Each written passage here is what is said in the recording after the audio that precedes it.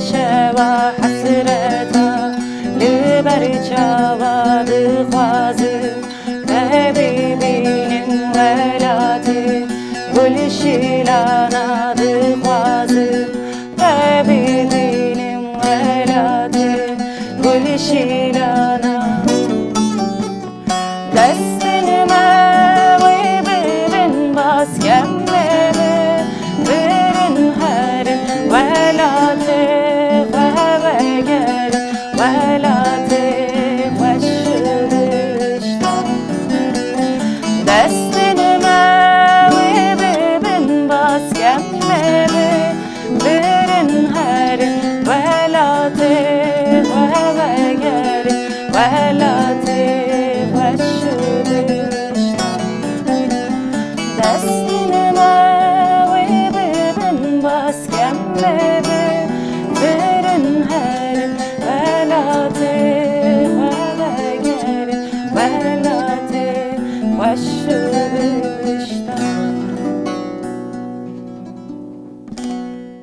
Sanatın Penceresi programından herkese merhaba. Bu haftaki konuğumuz Koma ve Jin grubundan Zelal, Orhan ve Revi arkadaşlar konuklarımız olacaklar. Çok güzel bir açılış yaptılar bir şarkıyla bizlere. Tekrardan kendilerine hoş geldiniz diyoruz. Nasılsınız? İyi, sizler nasılsınız? Biz de iyiyiz. Gerçekten güzel bir açılış için çok teşekkür ediyoruz. Umarız daha çok şarkı dinleyeceğiz bu programda. İsterseniz kısaca sizleri tanıyalım. Hem biraz da böyle Koma ve Jin'den bahsedeceğiz. Nasıl kuruldu, işte kimlerden oluşuyor. Ama tabii ki öncelikle hem sizleri de tanıyalım. Kimden başlayayım? Olur. Zelal. Ben Neçeme'de, yani Mekeme'de başlarken öğrenci olarak başladım yıllar öncesinde. Bunun getirdiği süreçte de eğitmenlik pozisyonuna, müzisyenlik pozisyonuna geldim. Bu minvalde de çalışmalarımı yürütüyorum. Öyle bir araya gelişimiz de ortaklaşmamızdan kaynaklı da bir araya geldik. Böyle bir grubu da kurduk. Teşekkürler. Revi, sen nasıl oldu? Benim de ben zaten küçüklüğümden beri müziğe bir bağlılığım vardı. Daha sonradan Kürt kültürünü tanımaya başladık. Çünkü okuldayken de sürekli o asimilasyon şeyleri, politikaları olsun, hocalar olsun, yani o baskı altında büyüdüğümüz için elbette Kürtçe şarkıları dinliyorduk, şey yapıyorduk. Tabii ondan sonra İstanbul'a geldik, okul sürecinden sonra İstanbul'a geldik. İstanbul'da Met Kültür Merkezi ile tanıştım. O da zaten Mekeme'nin bir dalıdır.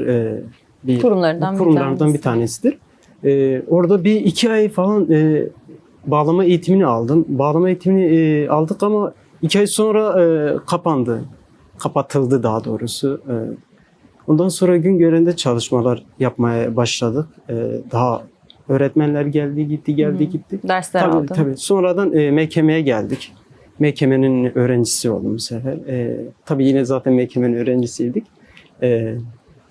Mekeme ile tanıştık ve o günden sonra da arkadaşlarla tabii arkadaşların sıcaklığı geldiğimizde o şeyi yani hissettik, o kültürel zenginliği, kültürel zemini, kendi gerçekliğimizi hissettik daha doğrusu, o kültür gerçekliğini. Ondan sonra da gel zaman sonradan da bir oluşturma şeyimiz oldu ve bu şekilde geldik yani. Bir araya geliş. Orhan, senin nasıl oldu kısaca dahiliyetin? Merhaba öncelikle. Merhaba. Ya benim de aslında Met Kültür Merkezi geçmişim vardı 15-16 yaşlarında. Müzik grubumuz ilk orada kurulmuştu. Orada yaklaşık 4 yıl çalışma yaptıktan sonra müzikle alakalı. Sonrasında hani ben konservatuar falan okuyayım diye bir yola çıktım. Ama tabii yine de gidip geliyordum Met Kültür Merkezi'nde. Daha sonra kapandı zaten.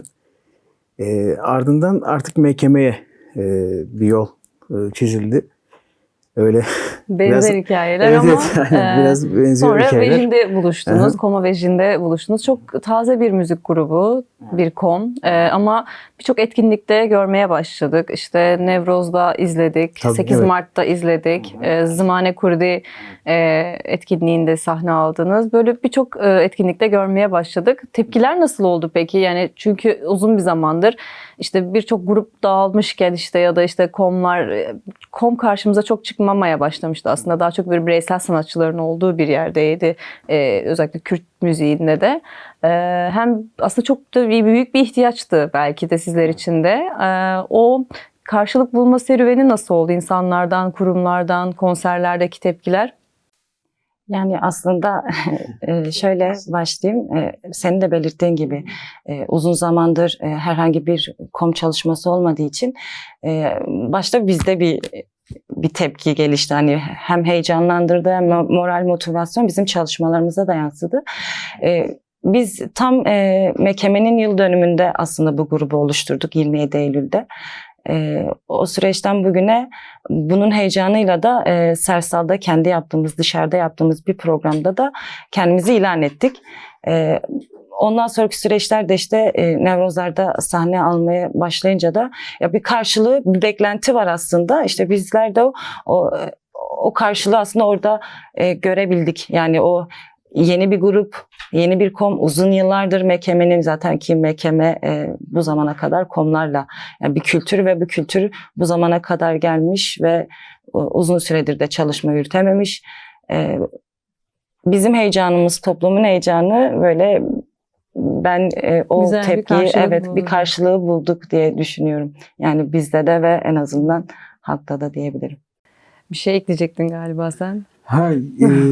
Yani yok bir şey demeyecektim. Zelal'in dediklerine katılıyorum. Güzel coşkuyla karşılandı. Valla biz de bayağı heyecanlıydık zaten. Hani bayağı yoğun 3 ay 4 ay yoğun bir prova sürecimiz vardı Mekeme'de eski yerinde. İşte daha sonra konserleri öyle coşkuyla karşıladık. Aslında bir detay verdin, ondan da biraz bahsedelim. Şimdi Mekeme'nin yeni yerindeyiz. Aynen. Öncelikle Tam hayırlı ondan olsun bahsedecektim. diyelim Evet. arkadaşlar. Teşekkürler. Umarız ki çok güzel konserlere, işte çalışmalara ev sahipliği yapar. Güzel etkinliklere, güzel albümlere, birçok kültür alanındaki üretimlere ev sahipliği yapar diyelim tekrardan biz de. Şu an stüdyosundayız. Çalışmalarınızı burada yürütüyorsunuz galiba. Biraz da o müzikal çalışmalarınızdan bahsetmek isterseniz aslında iyi olur. Örneğin işte bir müzik grubu kuruluyor ama o herhalde sadece işin ilk başlangıçlarından bir tanesi. Devam ediyor müzik yolculuğu. Nasıl devam ediyor ama mesela eğitim, şan, ses, enstrüman bitmeyen bir yolculuk aslında sanat. Evet. Şöyle bizler aslında grubumuzun diğer iki üyesi koşullardan dolayı katılamadı ama biz zaten hepimiz buradayız. Hepimiz burada aynı zamanda eğitmenlik de yapıyoruz. Derslere de giriyoruz. Çalışmalarımız haftada 2 gün olacak şekilde bir araya gelip prova alıyoruz. Aynı zamanda bireysel enstrümanlarımızı da çalışıyoruz. Grubun her bir parçası enstrümanla çalıyor. Çalışmalar yani eksiklerimizi aslında görüp tamamlayacak şekilde devam ediyor. Yani senin de dediğin gibi uzun, çok Evet. uzun çalışacak yolumuz da çok Herkesin fazla. enstrüman çalıyor olması aslında çok önemli bir detay. Çünkü işte genelde gruplarda başka işte çalışanlar oluyor ya da işte dışarıdan müzisyenler falan getiriyor. Genelde böyle bir şekilde oluyordu. Bizim kendi gözlemimiz tabii ki bu. Ama bu iddiada ya da bu ısrar özellikle tercih ettiğiniz bir şey miydi? Yani özellikle değil ama iddiamız kültür sanat alanında bir şeyler yapabilmekti. Zaten enstrümanla başladık. Ben kendi dahiliyetimde bir enstrüman çalabilmekti sadece. Ama işte gelişen durumlardan kaynaklı da böyle bizim için de iyi oldu. Her birinin enstrüman çalabilmesi, işte eğitim verebilmesi bizi geliştirici bir pozisyonda tutuyor şu an. Peki Revi, öğrencilikten eğitmenliğe olan yolculuk senin için nasıl geçti? Biraz sen de bahsetmek istersen. Benim de dediğim gibi MED sürecinde bir kopuş oldu, yani kapatıldıktan sonra hocalarımız gel git meselesinden kaynaklı kendim ders vermek zorunda kaldım. 6 tane öğrencimiz vardı. Yani öyle bir internetten bakıyordum, notalara bakıyordum, şeylere bakıyordum. çalışırken paydos aralarında nota defterimi alıyordum, yazıyordum, şey yapıyordum. Tabii 3 ay sonradan artık bilgi zeminim bitti müziğe dair. Çünkü öğrenci ve öğretmenlik yapmaya çalışıyorum ki arkadaşlarımız gitmesinler, sahip çıkalım diye. Aynen. Aynen. Şimdi de tabii çalışma koşullarında kaynaklı çok öne atılamadık. Yani ilerleyemedim. Şimdi çalışmayı da bıraktım. Komple müziğe kendime Çok adadım. önemli, evet. Komple müziğe adandım. Her gün günde 6 saat, 7 saat bağlama çalışıyorum şimdi de.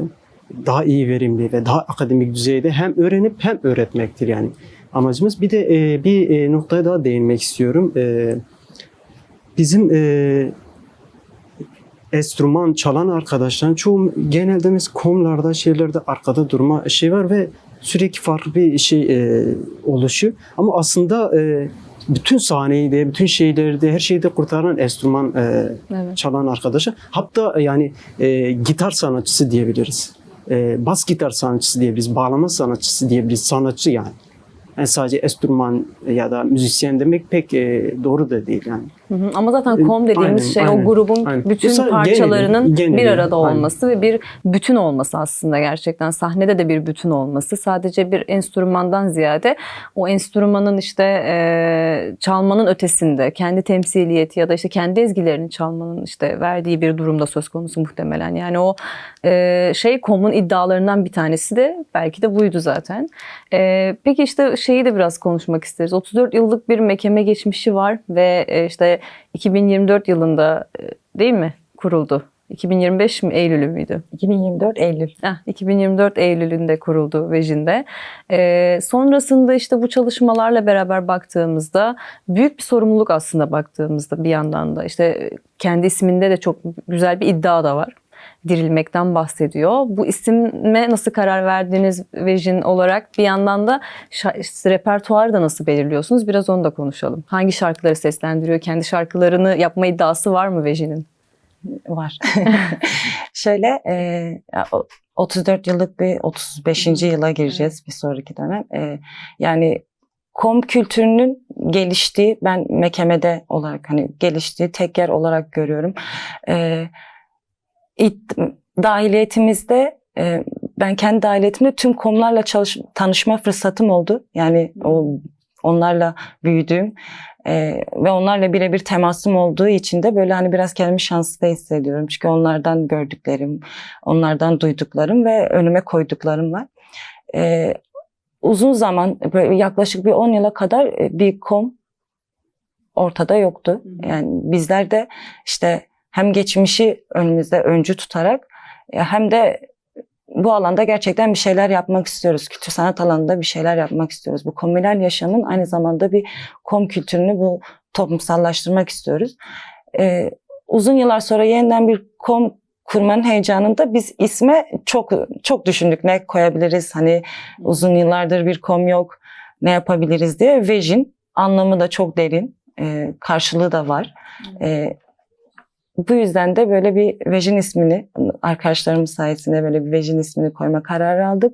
Ve çalışmaları da biraz böyle geçmişteki komları örnek alarak aslında böyle bir mirası örnek alarak devam ettirme iddiasıyla da yola çıktık. Yani repertuarı da böyle hiç duyulmamış parçaları genelde seçiyoruz. Böyle işte değerlerin oluşturduğu, yazdığı parçaları seçmeye çalışıyoruz.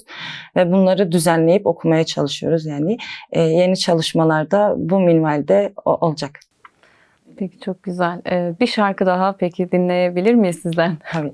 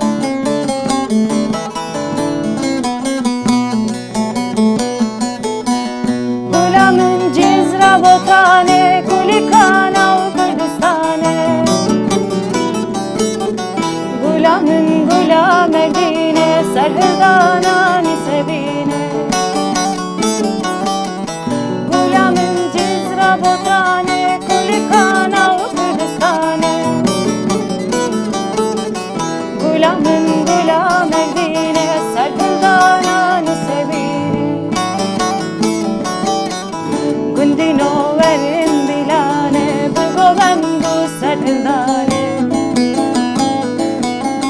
روشهلاتیه کردستانه شبکا خوردای جیهانه گندی نوورن دیلانه بگوند و سرهندانه روشهلاتیه کردستانه شبکا خوردای جیهانه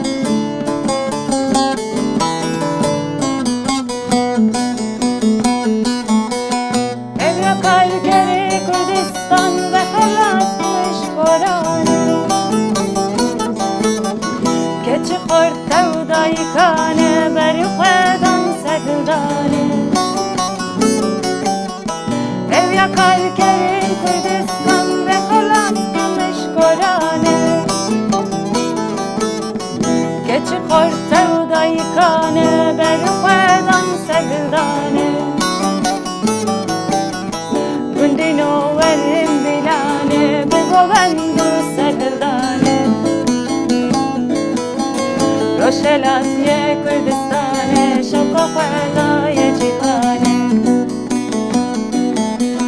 گندی نوورن دیلانه بگوند و سرهندانه روشهلاتیه کردستانه شبکا خوردای جیهانه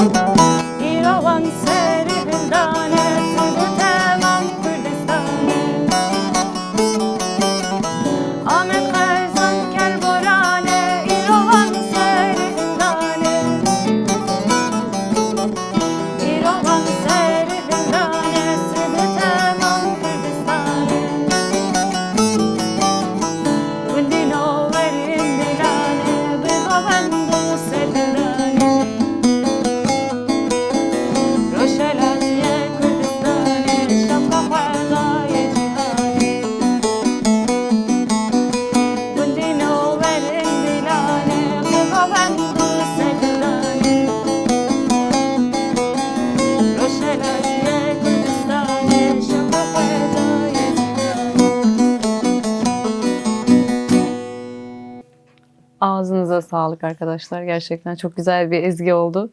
Güzel de bir renk kattı programa, sohbete. Biraz da şeyi konuşalım. Böyle yavaş yavaş aslında programımızın da sonuna geliyoruz. Hem güzel bir sohbet hem de güzel bir müzik dinletisi oldu. Tekrardan çok teşekkürler. Bir albüm çalışması var mı? Olacak mı? Uzun vadede. Olacaksa da nasıl bir serüveni olacak bu albümün? Biraz onu... Albüm çalışması değil de single çalışması olacak. Koma Ahmet'ten bir eser düzenlemeyi düşünüyoruz. Bir sürpriz olacak o da. Hangi şarkı olduğunu Yok, söylemeyecek misiniz? Söylemiyoruz. Sürpriz Tamam. olacak birazdan. Tabii kendi eserlerimiz de olacak bu süreçte de. Tabii sürecin ruhuna göre de biraz eserleri daha dikkatli, daha düzenli sürece doğru Seçmeye özen tabii, göstereceksin. tabii yazmaya, müziğini ona göre. Tabii devrimci müziği, devrimci sanatı, kültürü daha çok üzerinde durmamız gerektiğini düşünüyoruz. Evet, bu süreçte aslında biraz daha sanata daha da büyük bir iş düşüyor gibi görünüyor. Bir barış süreci var ortada ve yeni bir dilin inşası aslında bir yanda tanık oluyoruz. Çok gerçekten anlamlı ve büyük günlere tanıklık ediyoruz bir yandan da. Tabii ki bundan kültür sanat da etkilenecek kuşkusuz ama nasıl bir etki olacak? Biraz sizden dinleyelim. Kültür sanat genelde çağ ve zamana göre değiştiği için yani daha önce sürecin ruhuna göre nasıl müzik yapıldıysa bugünkü işte barışın diline göre üretimlerinde yani bu minvalde, bu öncülükte olacağına yani biz en azından buna katkı sunmaya çalışacağımızı belirtebiliriz. Yani bu süreçte o savaşın olmadığı, barışın gerçekleşeceği, bu toplumla buluşulacağı bir üretim deryasına düşebiliriz. Evet, özellikle gerçekten yeni bir dile ihtiyaç var. İşte savaşın yıkıcı olan bir ve böyle sert bir dili vardı. Müzikte de bu vardı. Onu yansımalarını görüyorduk. Ama bir yandan o döneme rağmen, o kadar sertliğe rağmen barışın da çok fazla geçtiği kelimelerin, şarkıların da, stranlarını da gördük. Demek ki gerçekten yılların ihtiyacıydı bu. Hep stranlarda, şarkılarda, ezgilerde adı geçiyordu. Umarız ki kendisiyle de yakında buluşuruz ve gerçekten anlamlı hale gelir bu şarkılarda ve yeni dile dair de, barışın yeni diline dair de yeni üretimler de bizleri bekler. Vejin de bir tanesiyle belki karşımızda olur yakın bir zamanda diyelim. Kültürü ve sanatı hem savaşta da yaptık, barışta da yapacağız. Barışta daha güçlü yapacağız. Evet, daha çok daha yüksek açılar. sesten Tabii. daha coşkulu herhalde ihtiyaç var buna gerçekten. Yolu açık olsun diyelim Vejin'in. Eklemek istedikleriniz var mıdır? Son sözlerinizi alalım ve tabii ki bir ezgiyle yine kapanışı yapalım isteriz. Tabii ben böyle çok kısa bir şeyler söylemek istiyorum. MKM'de işte atölye çalışmaları, müzikal çalışmalar hala devam ediyor. Bunun yanında işte öğrencileri hala almaya da, kayıtları da hala almaya devam ediyor. Kültür sanatıyla böyle hem gençleri, kadınları işte bu kültür sanatı yolculuğuna davet ediyorum. Öyle en azından bunları belirtmek isterim. Tabii ki. Ben de bir şey söylemek istiyorum. 2020'den sonra programlarımız çok azaldı, şeylerimiz çok azaldı. Bu biraz da biraz değil daha çok yani yaptığımız konserler olsun, programlar olsun hep engellendi yani. Hep yapacağız saatine yakın yasaklamalar oluyor ve biz bundan kaynaklı hem kültürü daha iyi yansıtamadık hem biraz daha toplumdan çünkü biz kültürü ve sanatı konserlerimize ve programlarımızla yani müzik boyutunda konser ve programlarımıza gerçekleştirdiğimiz için biraz toplumdan uzaklaşmak zorunda kaldı. Toplum bu şekilde öyle bir algıya girmesin. Daha güçlü Aslında çıkış daha güçlü yapacağız. etkili. Aynen. Şu an beklentiler Aynen. var. Şimdi Genelde daha kültür rahat. sanata dair özellikle mesela baktığımız son süreçte yani bu yasaklamaların olmayacağı bir sürece giriyoruz aslında. Tanıklığımız buna ve aksine daha büyük müzikal çalışmalar, daha kültür sanatın daha derin duygularını belki de ihtiyaç duyacağız. Daha estetik bir sanat anlayışıyla bizlerin karşılık vermesi gerekiyor aslında tam da bu noktada. Çünkü o bahsettiğimiz gerekçelerin hepsi oradan kalkacak gibi görünüyor dediğimiz şey olursa. Toplumsal olarak sahip çıkmamız gerekiyor kültüre, sanata. Çok değerlidir aslında yani toplumun kendiliğini var edebileceği yerdedir. Kültür ve sanat. Çok toplumsal olarak sahip çıkmamız gereken bir şey. Kesinlikle evet. Çok teşekkürler arkadaşlar. Var mıdır hocam eklemek Evet, istediğiniz? çok Gitarınla teşekkürler. devam Evet. edeceğim Ha, diyorsun. gitarımla. Evet. Peki. Tekrardan çok teşekkür ediyoruz arkadaşlar Revi, Zelal ve Orhan'a ve Komavejin'in diğer üyelerine de burada olmasalar da selamlarımızı gönderelim. Yollarınız açık olsun. Umarız ki daha güzel çalışmalarla, büyük çalışmalarla, albümlerle tekrardan konuk alırız ve sohbet ederiz üzerine. Tekrardan çok teşekkür ediyoruz. Teşekkür ederiz. Teşekkür ederiz. Sanatın Penceresi'nin bu haftaki konuğu Komavejin grubuydu. Zelal, Revi ve Orhan'dı konuklarımız. Kendilerine bir kez daha çok teşekkür ediyoruz programımıza katıldıkları için ve kendilerini seslendireceği bir ezgiyle de programımızı sonlandırıyoruz. Haftaya görüşmek üzere.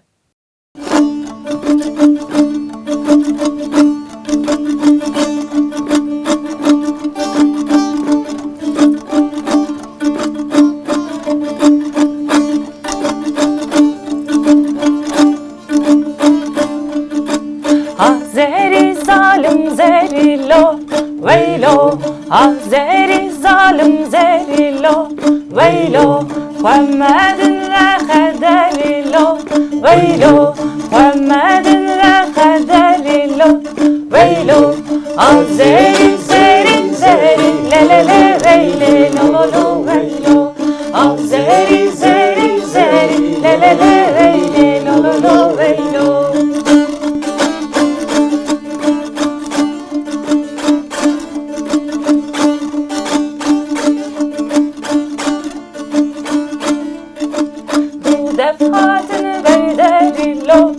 leylo defalar